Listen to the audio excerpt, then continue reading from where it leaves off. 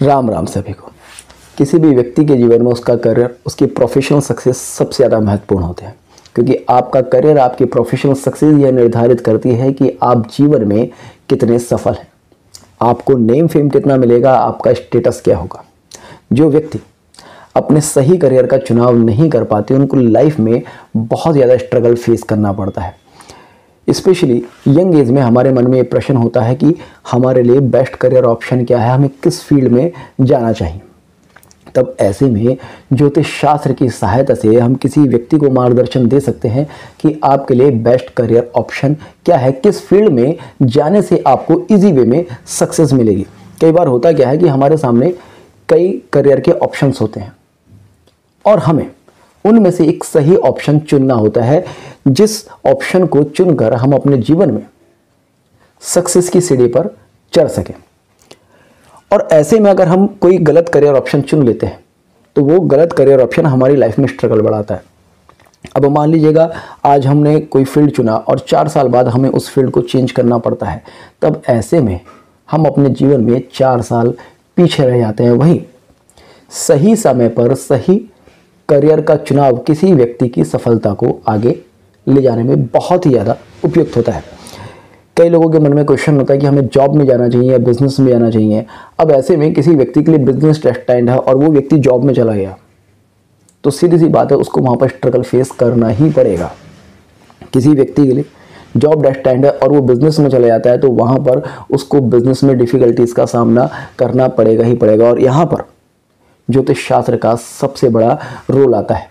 ज्योतिष शास्त्र की सहायता से आप जन्म कुंडली के 10वें भाव दशमेश के विश्लेषण से किसी व्यक्ति के लिए किस करियर में उसको इजी वे में सक्सेस मिलेगी, यह एनालिसिस करके बता सकते हैं। हमारा करियर हमारी डेस्टिनी पहले से ही निर्धारित करके भेजती है, किंतु हम स्वयं में कंफ्यूज हो जाते हैं कई बार कि हमें किस फील्ड में जाना चाहिए। बहुत सारे लोगों के मन में ये भी प्रश्न होता है कि हमारा कॉज ऑफ बर्थ क्या है, किस मार्ग पे चल के हम अपने जीवन में संतुष्टि मिलेगी। तो निश्चित तौर पे आपका 10वां भाव ही आपके कॉज ऑफ बर्थ और आपकी संतुष्टि के मार्ग को खोलता है, क्योंकि 10th हाउस आपका प्रोफेशन है, आपका कर्म है। बिना कर्म के किसी व्यक्ति को अपने जीवन में ना मुक्ति मिल सकती है, ना संतुष्टि मिल सकती है। जब लोग मोक्ष की भी बात करते हैं ना, तो मोक्ष का मार्ग भी आपका कर्म ही है। भगवान श्री कृष्ण महाभारत में कहते हैं कि इस कुरुक्षेत्र के युद्ध में जो भी भाग लेगा मैं उसको स्वर्ग दूंगा, वो स्वर्ग का अधिकारी होगा। अब वहां पर पांडव पक्ष से भी लोग थे, कौरव पक्ष से भी लोग थे।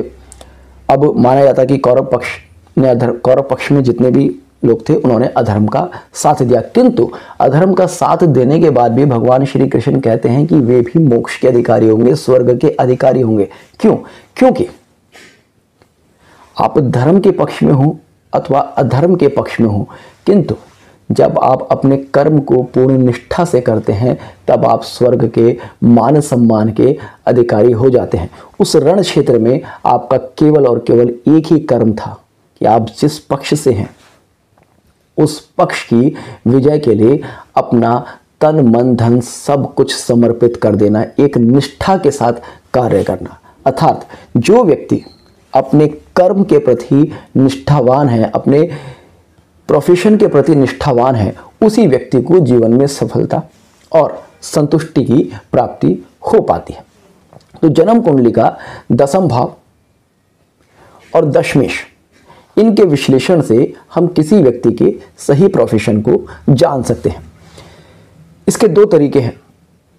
सबसे पहला, आपके 10वें भाव में कौन सी राशि आ रही है, उस राशि का स्वामी कौन है, उस राशि के स्वामी के विश्लेषण के द्वारा आप जान सकते हैं कि इस व्यक्ति के लिए राइट प्रोफेशन क्या होगा। दूसरा, 10वें भाव का स्वामी कहाँ पर बैठा है, किन के साथ में संबंध बना रहा है और 10वें भाव में किन ग्रहों का प्रभाव है, इसके द्वारा आप जान सकते हैं कि किसी व्यक्ति का सही प्रोफेशन क्या होगा। अब ऐसे में कई बार ज्योतिष विद्यार्थियों के सामने कन्फ्यूजन ये आता है कि 10वें भाव में कोई एक राशि है, 10वें भाव में किसी एक ग्रह का प्रभाव है और दशमेश किसी अन्य ग्रह के साथ में संबंध बना रहा है। तब ऐसे में हम कैसे चूज करें कि व्यक्ति का राइट प्रोफेशन क्या होगा?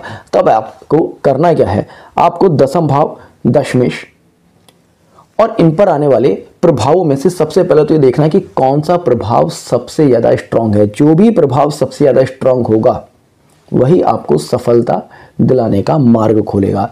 और दूसरा, आपको लग्न व लग्नेश की स्थिति देखनी होगी, क्योंकि कर्म किसको करना है? कर्म तो लग्न को करना है, व्यक्ति को करना है। किसी व्यक्ति का तो दशम भाव है ना, किसी व्यक्ति का कर्म ही तो है ना। तो जब व्यक्ति को कर्म करना है तो व्यक्ति के कर्म के और व्यक्ति के लग्न के जो संबंध सबसे ज़्यादा स्ट्रांग होंगे वही किसी व्यक्ति की डेस्टिनी को निर्धारित करेंगे। सभी के मन में कई बार ये प्रश्न आता है कि हमारा जन्म किसी विशेष ग्रह स्थिति में क्यों हुआ, हमारा जन्म किसी विशेष लगन में क्यों हुआ? इसका रीज़न ही ये है, हम अपने प्रारब्ध के अनुसार जन्म लेते हैं। हमारे पूर्व जन्मों के कर्मों के अनुसार ही हमें कोई लगन मिला है, हमें कोई लग्नेश मिला है, हमें कोई दशम भाव का स्वामी मिला है। लग्न, लग्नेश और दशम भाव का स्वामी, दशम भाव जो संबंध सबसे ज़्यादा स्ट्रांगली बनाते हैं वही किसी व्यक्ति का प्रोफेशन होता है। कभी आपने विचार किया है कि आपके जन्म कुंडली में सूर्य किसी विशेष स्थिति में, विशेष राशि में, विशेष डिग्री पर ही क्यों बैठा? आपके लगन की कोई विशेष डिग्री ही क्यों थी? इसलिए थी आपके जन्म के समय क्योंकि आपकी आत्मा को अपने उद्देश्यों की प्राप्ति के लिए एक विशेष गर्भ की, एक विशेष जन्म स्थिति की, एक विशेष ग्रह स्थिति की जरूरत थी। वह ग्रह स्थिति जो कि आपकी आत्मा को आपके जन्म के उद्देश्यों को, आपके जीवन के उद्देश्यों को पूर्ण करने में सहयोग कर सके। इसलिए आपके जन्म के समय कुछ विशेष ग्रह स्थितियां बनती है। आपकी आत्मा ईष्ट कृपा से, परमात्मा की कृपा से एक विशेष ग्रह स्थिति चुनती है अपने जन्म के लिए। ये सब कुछ अगर देखें तो आध्यात्म का एक बहुत गहरा तत्व है। खैर, हम उस पर बात नहीं करेंगे। हमारा आज का टॉपिक है कि राइट प्रोफेशन कैसे चूज करें। तो इसके लिए आज की इस वीडियो में हम 10th लॉर्ड और 10th लॉर्ड के प्लेसमेंट के ऊपर बात करेंगे। तो सबसे पहले हम बात करते हैं कि 10th लॉर्ड को कैसे देखते हैं। तो आप देखेंगे आपके जन्म कुंडली के दशम भाव में जो राशि आती है उस राशि का स्वामी आपका 10th लॉर्ड कहलाता है। तो आपके 10th लॉर्ड का स्वामी जो भी ग्रह बनता है उसकी कुछ नेचुरल क्वालिटीज होती हैं, कुछ कैरेक्टरिस्टिक्स होते हैं, उसके आधार पर ही किसी व्यक्ति का प्रोफेशन निर्धारित होता है। और साथ ही साथ 10th लॉर्ड जिस राशि में बैठा है उसके आधार पर। तो मान लीजिएगा किसी व्यक्ति का 10th लॉर्ड मंगल है, तो मंगल क्या है? मंगल आर्मी है, एनर्जी है, स्पोर्ट्स है, वेपन है, मेटल इंडस्ट्री है। तो आप देखेंगे जिस भी व्यक्ति के दशम भाव में मंगल की राशि आ रही होगी वो डिफेंस में जाएगा, या उसका माइंड सेट होगा कि मैं किसी तरह से डिफेंस से रिलेटेड कोई काम कर लूँ। अब लेवल कुछ भी हो सकता है कोई सिक्योरिटी गार्ड है तो वो भी कहीं ना कहीं किसी को एक सुरक्षा प्रदान कर रहा है, और हो सकता है कोई IAS IPS लेवल का अधिकारी भी है ना, कोई पुलिस ऑफिसर हो सकता है। तो 10th हाउस में अगर मंगल की राशि आती है तब यहाँ पर पॉसिबिलिटी होती है कि आप डिफेंस में जा सकते हैं, आर्मी पुलिस में जा सकते हैं, या फिर आप मेटल से रिलेटेड कोई काम कर सकते हैं, आप कोई वेपन से रिलेटेड कोई काम कर सकते हैं। मंगल को भूमि पुत्र कहा गया है, तो आप प्रॉपर्टी डीलिंग से रिलेटेड कोई काम कर सकते हैं, कंस्ट्रक्शन लाइन से रिलेटेड कोई काम कर सकते हैं।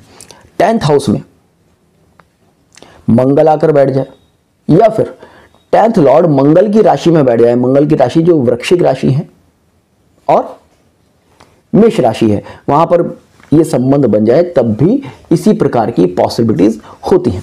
बात करते हैं अगर 10th हाउस में शुक्र की राशि आती है, 10th लॉर्ड शुक्र बनता है, या फिर 10th लॉर्ड शुक्र की राशियों में बैठता है।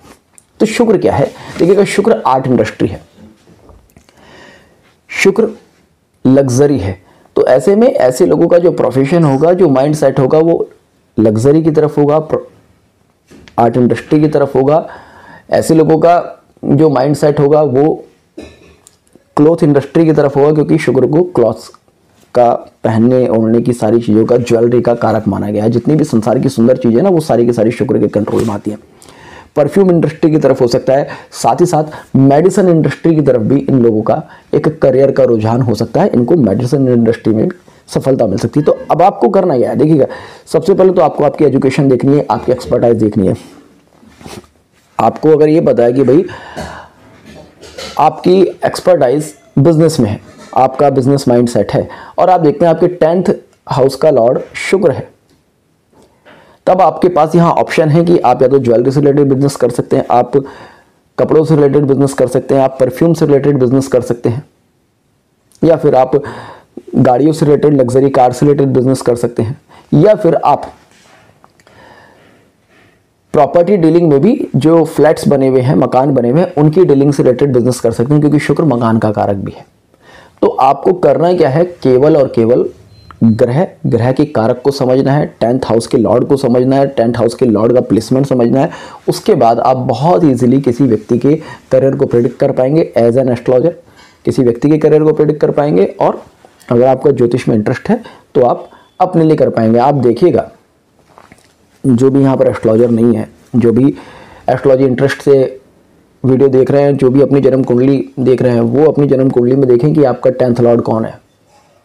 आप देखेंगे आपके करियर में उस ग्रह की क्वालिटीज़ बहुत ज़्यादा इंपॉर्टेंट होंगी। 10th लॉर्ड अगर आपका बुध है, तो बुध क्या है, कॉमर्शियल एक्टिविटीज़ है। ऐसे लोगों के लिए बिजनेस बहुत अच्छा होता है, ये बिजनेस एक्टिविटीज़ में जा सकते हैं, बैंकिंग सेक्टर में जा सकते हैं, मनी लॉन्ड्रिंग के सेक्टर में जा सकते हैं, ये राइटिंग में जा सकते हैं, जर्नलिज्म में जा सकते हैं, सैनिटरी से स्टेशनरी और सैनिटरी से रिलेटेड कोई काम कर सकते हैं। सैनिटरी से रिलेटेड काम बुध के कंट्रोल में इसलिए भी आता है क्योंकि बुध क्या ना, स्किन है, किसी भी चीज़ की जो ऊपर की स्किन है ना, वो बुध है। अब सैनिटरी प्रोडक्ट्स क्या होते हैं, जैसे कि आपका वॉश बेसिन है, वो वॉश बेसिन वगैरह करते क्या है, आपके घर की खूबसूरती को बढ़ाते हैं। शुक्र के साथ में आप देखेंगे बुध के संबंध बहुत ज़्यादा होते हैं। तो शुक्र क्या है, मकान है, और उस मकान के अंदर की जो खूबसूरती, जो उसकी टाइल्स वर्क वगैरह हैं, वो कहीं ना कहीं बुध के कंट्रोल में आते हैं। तो इसलिए सैनिटरी से रिलेटेड वर्क आप कर सकते हैं, स्टेशनरी से रिलेटेड वर्क आप कर सकते हैं, प्रिंटिंग मीडिया से आप रिलेटेड वर्क कर सकते हैं, आप टेलीफोन डिपार्टमेंट में, आप कंप्यूटर से रिलेटेड वर्क कर सकते हैं, जहाँ पर कि आपको कम्युनिकेशन करना है, या फिर आपको जैसे कि सूचनाओं को डिलीवर करना है, उस तरह का काम आप कर सकते हैं। डेटा सिक्योरिटी, डेटा एनालिसिस्ट वगैरह का काम आप कर सकते हैं, क्योंकि ये सारी चीज़ें बुध के कंट्रोल में आती है। 10th हाउस में बुध की राशि आ जाए, या 10th लॉर्ड बुध की राशि में जाकर बैठ जाए, तब आपके लिए ये काम बहुत ही ज़्यादा सूटेबल होंगे। 10th हाउस का स्वामी अगर चंद्र है, तो ऐसे में आप food industry, hotel industry, restaurant industry, water से रिलेटेड कोई काम कर सकते हैं, केमिकल से रिलेटेड कोई काम कर सकते हैं, पेट्रोलियम से रिलेटेड कोई काम कर सकते हैं। साथ ही साथ आप मेडिसिन से रिलेटेड भी काम कर सकते हैं, एक्सपोर्ट इंपोर्ट का आप काम कर सकते हैं, आप कुरियर कंपनी का काम कर सकते हैं। तो जो भी चंद्र की क्वालिटीज़ हैं, वो अगर आपके 10th हाउस में आती हैं, तो आप देखेंगे आपका प्रोफेशन भी उसी से रिलेट करता होगा। 10th लॉर्ड अगर सूर्य बन जाते हैं,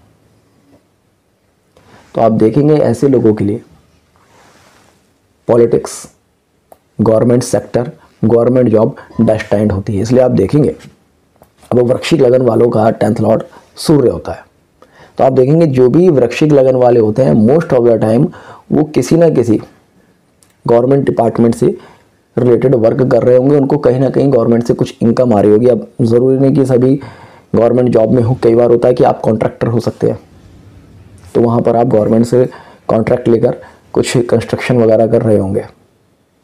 ठीक है, सूर्य क्या है, सूर्य कहीं ना कहीं आत्मा का कारक होने की वजह से डॉक्टर्स को भी रिप्रेजेंट करता है, ब्लेसिंग्स को भी रिप्रेजेंट करता है, एनजीओस को भी रिप्रेजेंट करता है। तो आप कहीं ना कहीं किसी डॉक्टर फील्ड से जुड़े हुए होंगे, एनजीओस से जुड़े हुए हो सकते हैं आप, और किसी ऐसे काम से जुड़ सकते हैं जहां पर कि आप लोगों को मोटिवेट कर सकते हैं। ठीक है, बात करते हैं अगर किसी व्यक्ति का 10th लॉर्ड जुपिटर है। अब जुपिटर क्या है, जुपिटर गुरु कहा है, गुरु है। गुरु का काम क्या होता है, किसी को मार्गदर्शन देना, कंसल्टेंसी देना। तो जिस व्यक्ति का 10th लॉर्ड जुपिटर होगा, उस व्यक्ति के लिए कंसल्टेंसी, टीचिंग फील्ड, आध्यात्म का फील्ड, एस्ट्रोलॉजी फील्ड, ये अपने आप में मोटिवेशन का फील्ड, ये फील्ड अपने आप में बहुत ज़्यादा फ्रूटफुल होंगे। अब गुरु में भी ना दो चीज़ें हैं। अगर यहाँ पर मीन राशि आती है ना, तो मीन राशि की अपनी कुछ कैरेक्टरिस्टिक्स भी हैं, जैसे कि मीन राशि एक्सपोर्ट इंपोर्ट को भी दिखाती है, मीन राशि डिलीवरी को भी दिखाती है, डिलीवरी या पोस्ट डिलीवरी होती है, मीन राशि नेवी को भी इंडिकेट करती है, वाटर इंडस्ट्री को भी इंडिकेट करती है, तो आप उससे रिलेटेड भी कोई काम कर सकते हैं। 10th लॉर्ड जिस व्यक्ति का शनि होगा वो व्यक्ति इंजीनियरिंग प्रोडक्ट से रिलेटेड कोई काम करेगा, एग्रीकल्चर रिलेटेड प्रोडक्ट से कोई काम करेगा, केमिकल इंडस्ट्री से रिलेटेड कोई काम करेगा। वो व्यक्ति सुपरविजन का काम करेगा, जहाँ पर कि लेबर को गाइड करना है, लेबर को कंट्रोल करना है, उससे रिलेटेड वो काम करेगा, तो वहाँ पर उसको इजी वे में सक्सेस मिलेगी। सिविल इंजीनियरिंग और कंस्ट्रक्शन से रिलेटेड जितना भी काम कंट्रोल किया जाता है वो सब शनि के द्वारा किया जाता है। साथ ही साथ लेदर इंडस्ट्री भी शनि के कंट्रोल में आती है। तो 10th लॉर्ड शनि बने या 10th लॉर्ड शनि के साथ में संबंध बनाए, शनि की राशि में संबंध बनाए, तब ऐसे में इन व्यक्तियों के लिए शनि से रिलेटेड काम करना अपने आप में बहुत ज़्यादा फ्रूटफुल होता है। अब शनि क्या ना, जॉब का कारक भी है, नौकर का कारक भी है। तो अगर आपका 10th लॉर्ड शनि है तब आप ये भी कर सकते हैं कि आप किसी प्राइवेट सेक्टर में जाकर जॉब कर लें, ये भी आप कर सकते हैं कि आप सिविल इंजीनियरिंग कर लें, ये भी आप कर सकते हैं कि आप किसी कंस्ट्रक्शन साइट पर किसी सुपरविजन का काम कर लें, ये भी आप कर सकते हैं कि आप किसी केमिकल इंडस्ट्री में जॉब कर लें। तो ग्रह के कारक के हिसाब से आप अपने 10th लॉर्ड और 10th लॉर्ड के प्लेसमेंट को एनालिसिस कीजिएगा, आपको बहुत इजी वे में अपने लिए बेस्ट करियर मिल जाएगा। अब 10th हाउस में राहु केतु की बात करते हैं, क्योंकि कोई भी 10th लॉर्ड राहु केतु तो बनते नहीं, किंतु राहु केतु की एक विशेषता होती है कि राहु केतु जिस राशि में बैठते हैं या जिस ग्रह के साथ में बैठते हैं ना, उसकी नेचर को अपने अंदर एब्जॉर्ब करके फल देने लगते हैं। अगर किसी व्यक्ति के 10th हाउस में राहु बैठा है तो राहु अपने अनुसार फल देगा, या किसी व्यक्ति का 10th लॉर्ड राहु के साथ में संबंध बना लिया तो राहु की जो करैक्टर है उसके हिसाब से, राहु की जो नेचर है उसके हिसाब से फल देगा। तो 10th हाउस में राहु बैठा है या 10th लॉर्ड ने राहु के साथ में संबंध बना लिया, तब आपके लिए जॉब एक बेस्ट ऑप्शन होगी। दूसरा,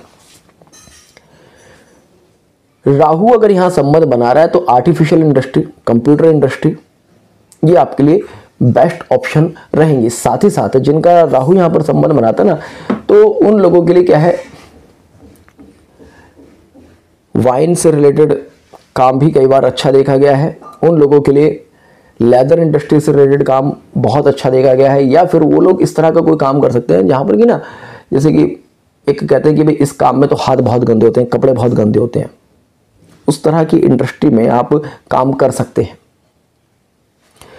राहु क्योंकि हैवी मशीनरीज को दिखाता है, अब हैवी मशीनरीज को दिखाने के लिए ना राहु के साथ ना मंगल का या शनि का प्रभाव आना बहुत ज़्यादा ज़रूरी होता है। तो अगर मंगल और शनि का प्रभाव राहु के साथ आ रहा है तब तो आप विशेष तौर पर हैवी मशीनरी से रिलेटेड काम कर सकते हैं।